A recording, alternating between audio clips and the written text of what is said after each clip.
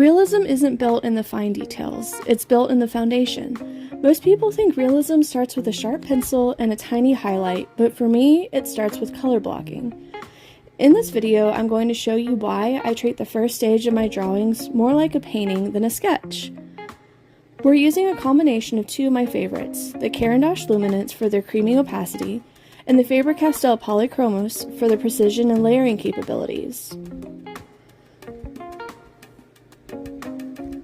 The goal of color blocking is to eliminate the white of the paper and establish your map.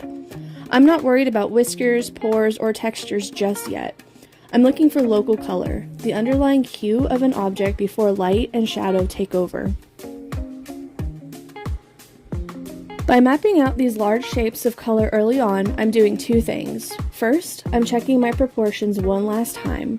And second, I'm ensuring that my final layers have a rich, deep base to sit on. If you skip this, your final drawing might look scratchy or thin. My strategy involves using the Polychromos because they're oil-based and slightly harder. They don't fill the tooth of the paper too quickly. I use them to lay down my midtones and shadows with a light touch. Once that roadmap is done, I bring in the Luminance. These are wax-based and incredibly light-fast. Because they are softer, they act almost like a blender.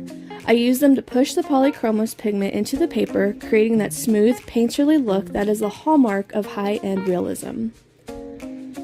A tip for getting that rich pigment: use circular motions. That's to ensure the pigment reaches the valleys of the paper grain. I want to be honest with you, the color blocking stage is often the ugly stage. The drawing looks flat, the colors might seem too bold, and it's easy to feel like you're doing it wrong. But look at it this way, you're layering the bricks before you apply the plaster. Trust the process.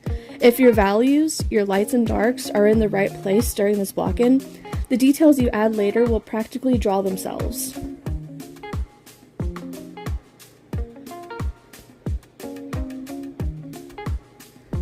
Color blocking takes the pressure off.